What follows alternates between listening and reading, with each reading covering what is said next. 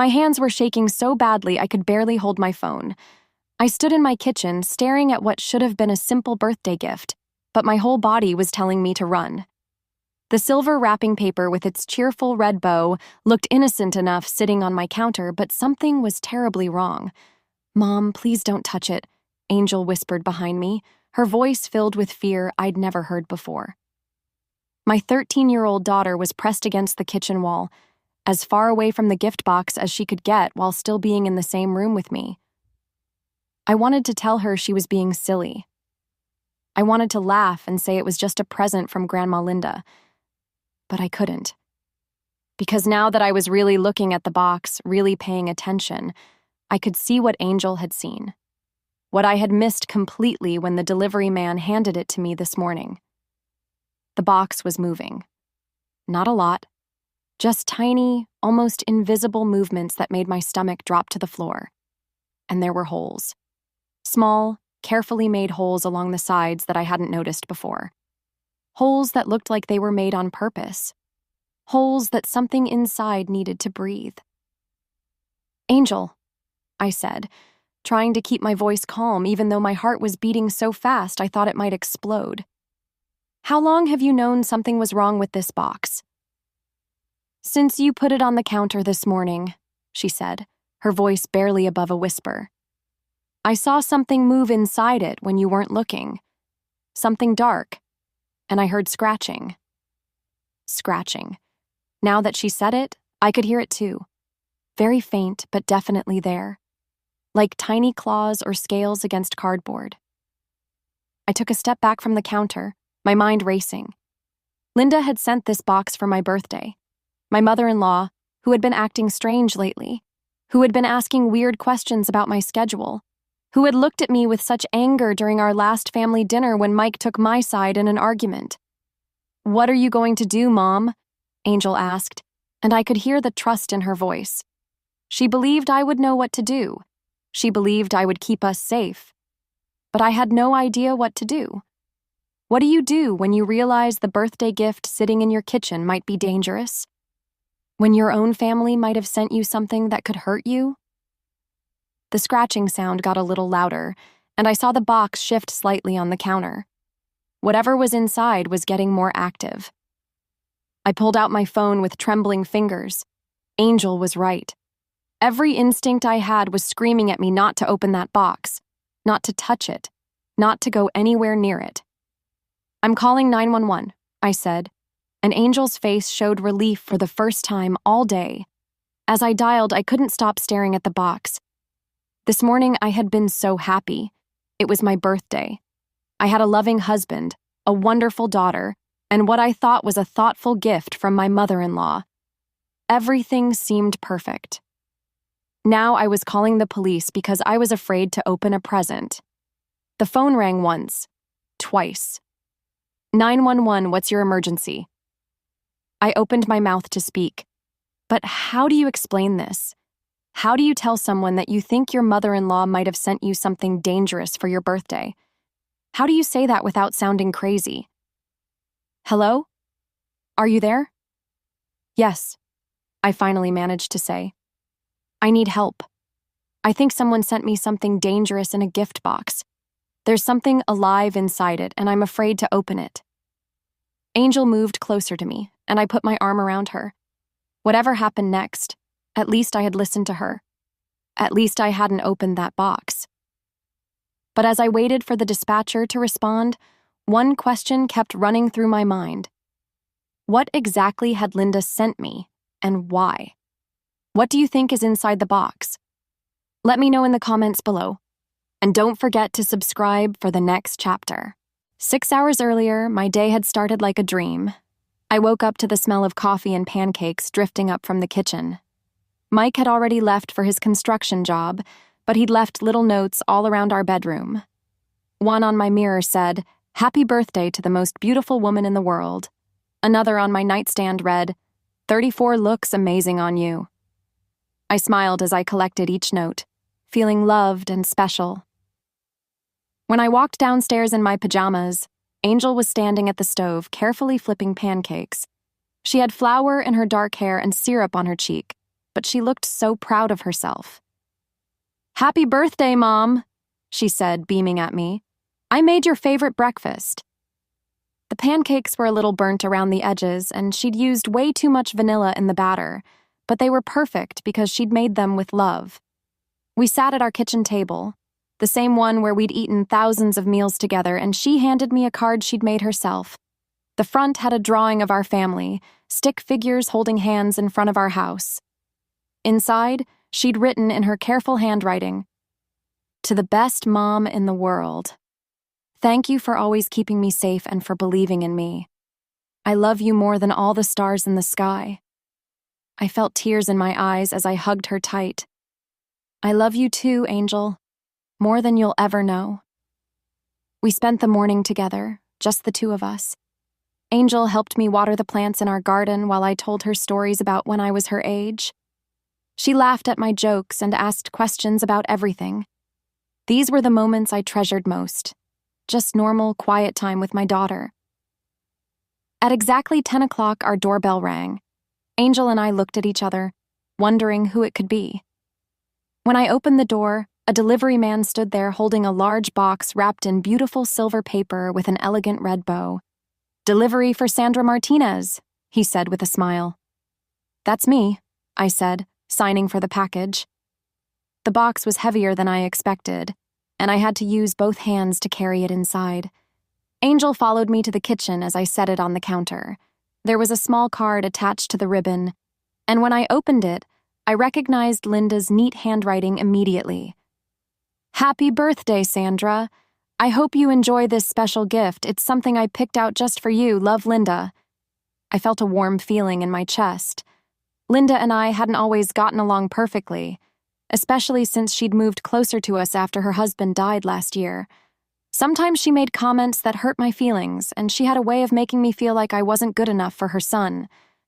But this gift showed that maybe she was trying to build a better relationship with me. "What do you think it is?" Angel asked, walking around the box to examine it from all sides. "I have no idea," I said, shaking it gently. Something shifted inside, but I couldn't tell what it was. "It's pretty heavy. Maybe it's a vase or some kind of decoration." Angel seemed excited about the mystery gift. "Can we open it now?" I looked at the clock. Mike wouldn't be home until 4, and I knew he'd want to be here when I opened presents.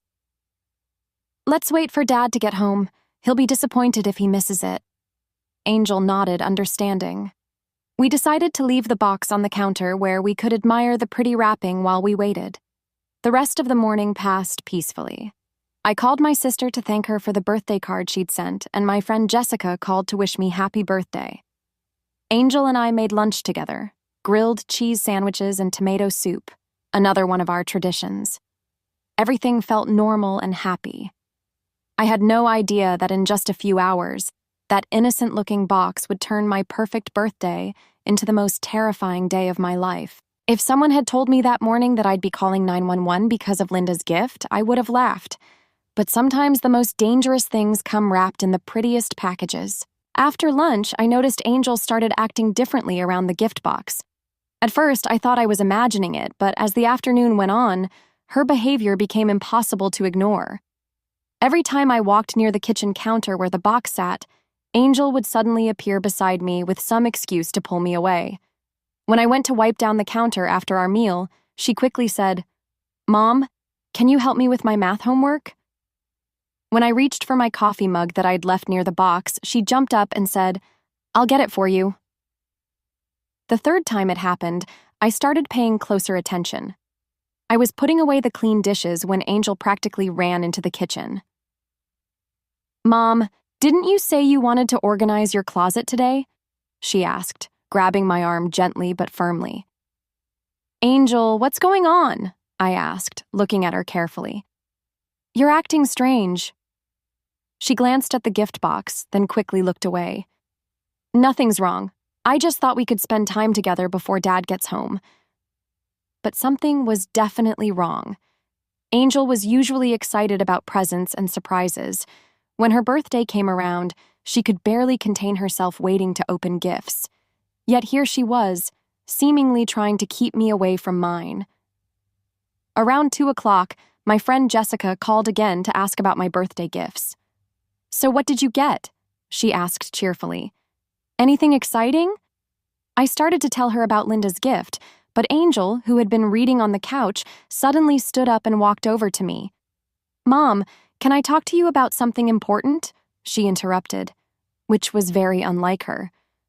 Angel was usually polite and never interrupted my phone calls. "Jessica, can I call you back later?" I said, confused by Angel's behavior. After I hung up, Angel sat down next to me on the couch, but she kept glancing toward the kitchen with a worried expression. "What did you want to talk about?" I asked. She seemed to struggle for words. "Just school stuff. Never mind, it's not that important." During our afternoon snack, I watched Angel more carefully. She kept looking at the gift box, but not with excitement or curiosity. She looked nervous, almost scared. When I followed her gaze to the counter, I tried to see what she was seeing, but the box looked the same to me as it had all morning. "Angel," I said gently, "is something bothering you about Grandma Linda's gift?" She bit her lip, the way she always did when she was trying to decide whether to tell me something. I have a bad feeling about it." "A bad feeling? What kind of bad feeling?" "I don't know how to explain it," she said, fidgeting with her napkin. "It just doesn't feel right. Can we maybe not open it today?" This was definitely not normal behavior for Angel. She was usually logical and could explain her feelings clearly. For her to have such a strong reaction to a simple gift box was concerning.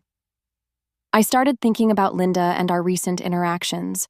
Over the past few months, especially since she'd moved to our town, things between us had become tense. She'd been asking strange questions about my work schedule at the hospital, wanting to know exactly which days I worked and what time I got home. When I asked why she needed to know, she'd say she was just trying to plan family visits. Last month, during a family dinner, Linda had made a comment that really bothered me. She'd said, "Mike was such a happy boy before he got married. He used to call me every day." When Mike defended me and said he was happier now than he'd ever been, Linda's face had changed completely. The look she gave me was cold and angry, like she blamed me for taking her son away from her. Then there was the argument 2 weeks ago about Angel's birthday party. Linda had wanted to plan the whole thing herself, but Mike and I had already made plans. When we politely declined her offer, she'd accused me of trying to cut her out of Angel's life. The conversation had ended with Linda storming out of our house, saying things that still made me uncomfortable to think about.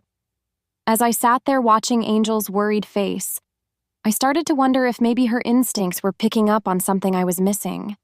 Angel had always been good at reading people and situations. Maybe there was more to this gift than I realized. At exactly 4 o'clock, I heard Mike's truck pull into our driveway. Angel and I were in the living room, but I noticed she didn't jump up with excitement like she usually did when her dad came home. Instead, she stayed curled up on the couch, still glancing nervously toward the kitchen. "Birthday girl," Mike called out as he walked through the front door, his work boots heavy on our hardwood floor. He was covered in dust from the construction site, but his smile was bright and loving. "Ready to see what surprises the day has brought?" I kissed him hello, tasting the salt from his hard day's work. "Linda sent a gift," I said. "It's in the kitchen." "That was nice of her," Mike said, though I caught a slight hesitation in his voice. Things had been strained between him and his mother lately, too, especially after she'd criticized me in front of him one too many times. We all walked into the kitchen together, and Mike whistled appreciatively when he saw the elegant silver box with its perfect red bow. "Wow, Mom really went all out," he said. "This looks expensive." Angel hung back near the kitchen doorway while Mike and I approached the counter. I felt excited again, caught up in Mike's enthusiasm. Maybe Angel's worries were just teenage moodiness. Maybe I was overthinking Linda's recent behavior. "Okay, let's see what she got you," Mike said, rubbing his hands together. I reached for the ribbon, ready to untie the bow, when Angel's voice cut through the air like a knife. "Mom, don't open it." Mike and I both turned to look at her. She was pressed against the doorframe, her face pale and her eyes wide with fear. "Angel, what's wrong?" Mike asked, concerned. "Don't open it," she repeated, her voice stronger now. "Please, Mom, don't open it." "Why not?" I asked, my hand still hovering over the ribbon. "Can't you see it?" Angel said, pointing at the box. I looked at the box more carefully, trying to see whatever Angel was seeing. At first, everything looked normal. Beautiful silver paper, elegant red bow, Linda's card still attached. "See what, honey?" Mike asked gently. "Look closer," Angel whispered. I leaned in, examining every inch of the wrapping paper. That's when I saw them. Tiny holes, barely visible, poked along the sides of the box. They were so small I had to squint to make sure I wasn't imagining them. But they were definitely there. Deliberate holes, like someone had used a needle or a small nail to puncture the cardboard underneath the wrapping paper. "Mike," I said quietly, "look at this." He leaned in next to me and I pointed to the holes. His eyebrows furrowed as he studied them. "Those are weird," he said. "Why would there be holes in a gift box?" That's when I noticed something else, something that made my blood turn cold. The box was moving. Not obviously. Not in a way you'd notice unless you were really watching. But there was definitely movement. A slight shifting, like something inside was alive and trying to get comfortable. "Oh my God," I breathed, taking a step back from the counter. Angel moved closer to us now, vindicated that we were finally seeing what she'd been seeing all day. "I saw something dark moving inside," she whispered, through one of the holes, and I heard scratching sounds. Now that she mentioned it, I could hear it too. Very faint scratching, like tiny claws against cardboard. The sound made my skin crawl. Mike was still staring at the box, trying to process what we were seeing. Maybe it's some kind of mechanical gift, like a toy or something. But even as he said it, I could tell he didn't believe it. The movement was too organic, too random. Whatever was inside that box was alive. I thought about Linda's card. "I hope you enjoy this special gift. It's something I picked out just for you." The words took on a completely different meaning now. "We're not opening this," I said firmly, backing away from the counter. "Sandra, maybe we're overreacting," Mike started to say. "No," I said, my voice shaking. "Angel's been trying to warn me all day. Something is very wrong here." The scratching sound got louder, and I saw the box shift again. I was reaching for my phone before I even realized what I was doing. I pulled out my phone with trembling hands, but Mike grabbed my wrist gently before I could dial. "Sandra, wait," he said, his voice trying to stay calm. "Let's think about this for a minute. Maybe there's a logical explanation." "A logical explanation for what?" I asked, my voice rising. "For your mother sending me a box with holes in it that's moving and making scratching sounds?" Angel stepped closer to us, her young face serious beyond her years. "Dad, I've been watching this box all day. Something dangerous is inside it. I can feel it." Mike looked between Angel and me, then back at the box. I could see him struggling between his natural tendency to trust people and the evidence right in front of his eyes. The box shifted again, more noticeably this time, and we all heard the scratching sound clearly. "Okay," Mike said slowly, "that's definitely not normal." I started thinking about Linda's behavior over the past few months, and suddenly everything began to make horrible sense. The strange questions about my work schedule weren't innocent curiosity. She'd been asking specifically about when I'd be home alone, when Angel would be at school, when Mike would be at work. "Mike," I said, my voice barely above a whisper, "remember last month when your mom asked me about allergies? She wanted to know if any of us were allergic to anything specific." His face went pale. "I remember. She said she was thinking about getting you something special for your birthday. And remember the argument we had 2 weeks ago?" I continued, the pieces falling into place in my mind. When she accused me of stealing you away from her? The look on her face when you defended me? Angel was listening to every word, her eyes wide. What did she say exactly, Mom? I closed my eyes, remembering Linda's angry words.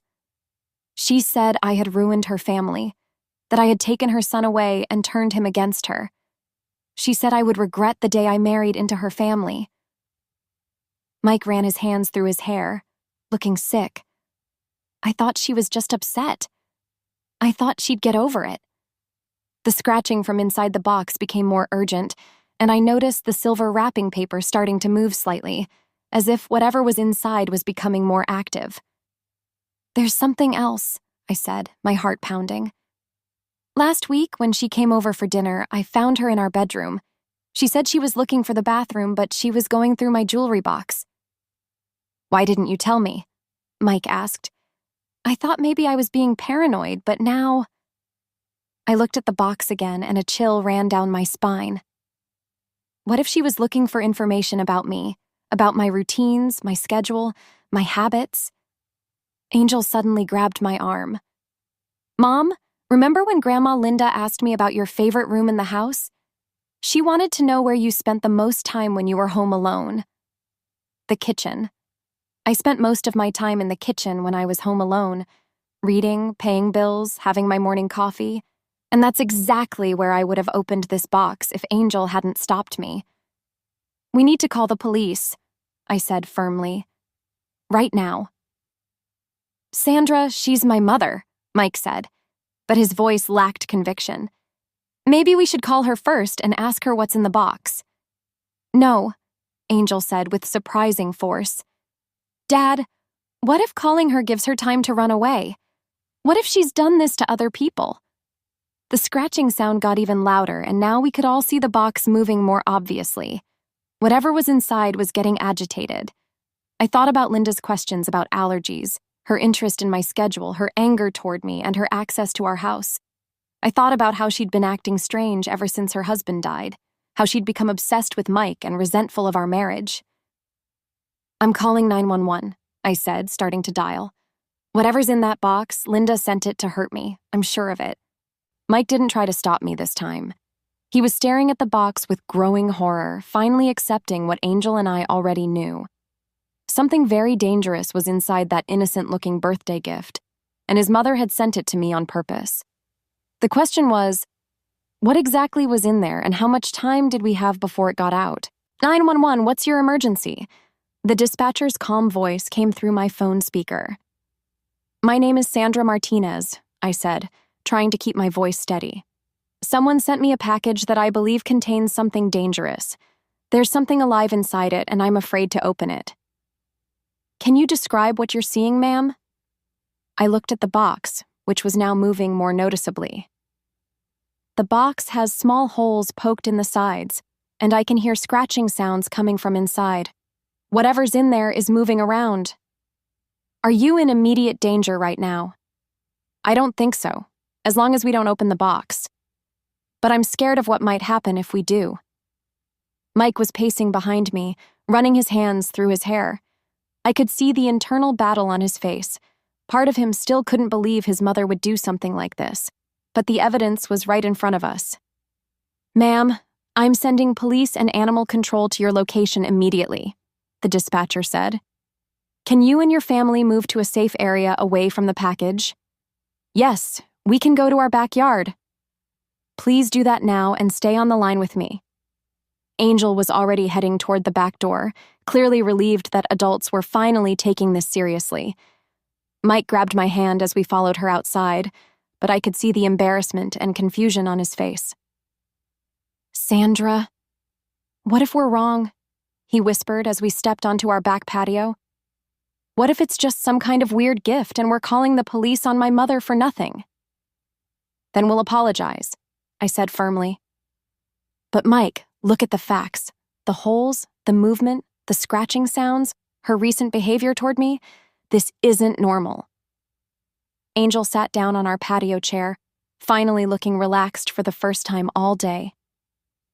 Dad, I've had a bad feeling about that box since this morning. Mom taught me to trust my instincts, and my instincts are screaming that something's wrong. The dispatcher kept us on the line, asking questions about Linda and our relationship with her. I explained about the recent arguments, her strange questions about my schedule, and her increasing hostility toward me since her husband's death. Within 15 minutes, we heard sirens approaching our house. 2 police cars and an animal control van pulled up in front of our home. I felt a mixture of relief and terror. Relief that help was here, but terror about what they might find. A tall police officer with kind eyes approached us in the backyard. "Mrs. Martinez, I'm Detective Rodriguez. Can you tell me exactly what's been happening?" I explained everything from the beginning. The gift delivery, Angel's strange behavior, the holes in the box, the movement and scratching sounds. Detective Rodriguez listened carefully, taking notes and asking detailed questions about Linda. "Has your mother-in-law ever threatened you directly?" he asked Mike. Mike looked uncomfortable. "Not exactly threatened, but she's made some concerning comments. She's been angry about our marriage and has accused Sandra of taking me away from her." Meanwhile, the animal control officers were suiting up in protective gear. They had thick gloves, face shields, and what looked like specialized equipment for handling dangerous animals. "What do you think is in there?" I asked one of the officers. "Could be anything, ma'am," he replied. "We've seen cases where people send venomous snakes, poisonous spiders, even aggressive rodents. We're prepared for various possibilities." Detective Rodriguez continued questioning us while the animal control team entered our house. "When was the last time you spoke with Linda Hartwell?" 3 days ago, Mike answered. "She called to ask what time Sandra would be home from work today." My blood ran cold. "She specifically asked about today?" "Yeah, she said she wanted to make sure you'd be home to receive your birthday surprise." Detective Rodriguez and I exchanged a look. This was clearly planned. Linda had timed the delivery for when she knew I'd be home, probably expecting me to open it immediately. Through our kitchen window, we could see the animal control officers approaching the box with extreme caution. They had some kind of containment unit ready. "Whatever happens next," Detective Rodriguez said, "you made the right call not opening that package." As we watched the officers prepare to reveal what Linda had sent me, I held Angel close and prayed that my daughter's instincts had saved our lives. Through our kitchen window, we watched as the animal control officers carefully positioned their equipment around the gift box. One officer had a long pole with a hook on the end, while another held what looked like a thick glass container with a secure lid. "Everyone stay back," Detective Rodriguez instructed us, though we were already a safe distance away on the patio. The lead animal control officer used his pole to carefully lift one corner of the silver wrapping paper. Even from outside, we could hear him say, "Oh my God," into his radio. "What is it?" Detective Rodriguez called through the open back door. "We've got multiple venomous snakes in here," the officer replied, his voice tense. "Looks like copperheads, at least 6 of them." I felt my knees go weak. Mike caught my arm to steady me, his face completely white. Angel pressed closer to my side, and I could feel her trembling. "Copperheads," I whispered. "Those could have killed me." Detective Rodriguez was already on his radio, calling for backup and requesting an immediate warrant for Linda's arrest. "We need units at 847 Maple Street, apartment 3B. Suspect is Linda Hartwell, 58-year-old white female. She's wanted for attempted murder." The animal control team worked methodically to safely remove each snake from the box. They were beautiful creatures with their distinctive hourglass patterns, but deadly. If I had opened that box normally, reaching inside like I would with any other gift, I would have been bitten multiple times. "Mom," Angel said quietly, "what would have happened if I hadn't stopped you?" I hugged her tighter. "You saved my life, sweetheart. Your instincts saved my life." Mike was staring at our kitchen window, watching the officers work. "I can't believe my own mother tried to kill my wife," he said, his voice broken. "How did I not see this coming?" Detective Rodriguez overheard him. "Sir, People with severe mental health issues can be very good at hiding their intentions. Your mother has been planning this for weeks, maybe months. 20 minutes later, Detective Rodriguez received a call on his radio. "We've got her," the voice crackled through. "Linda Hartwell is in custody." He turned to us with a grim expression. "They found her at her apartment packing a suitcase. She was planning to leave town. When they searched her place, they found research printed out about copperhead venom, your work schedule written on a calendar, and photos of your house that she'd taken from different angles." I felt sick to my stomach. She was watching our house? It appears so. She also had a notebook with detailed plans about the timing of the delivery and notes about when your family would be home. She knew exactly when you'd be most likely to open the package alone. The animal control officers finished their work and came outside to brief us. "All 6 snakes have been safely removed and will be relocated to a wildlife preserve," the lead officer said. "These were definitely copperheads and they were agitated from being confined. If you had opened that box, the results would have been fatal." Detective Rodriguez explained what would happen next. "Linda Hartwell is being charged with attempted murder in the 1st degree. The evidence against her is overwhelming. You'll need to come to the station tomorrow to give formal statements, but for now you're safe." As the emergency vehicles pulled away from our house, the 3 of us sat on our back patio in stunned silence. My birthday had turned into the most terrifying day of our lives, but we were alive because Angel had trusted her instincts, and I had listened to her. "I'm so sorry," Mike said, tears in his eyes. "I should have seen the signs. I should have protected you better." "This isn't your fault," I told him firmly. "Your mother was sick, and she hid it well." Angel looked up at me with wise eyes that seemed older than her 13 years. "Mom, you always taught me to trust my gut feelings. Today proved why that's so important." Over the following weeks, we learned more about Linda's mental state. After her husband's death, she had developed an obsessive hatred toward me, blaming me for her loneliness and her strained relationship with Mike. She had spent months planning the perfect way to hurt me while making it look like an accident. Linda was sentenced to 15 years in prison. We got a restraining order and moved to a new house across town. But most importantly, our family grew closer through this traumatic experience. I learned to trust Angel's intuition completely, and she learned that speaking up about her concerns could literally save lives. Sometimes the most dangerous threats come wrapped in pretty packages, but love and trust can overcome even the darkest intentions.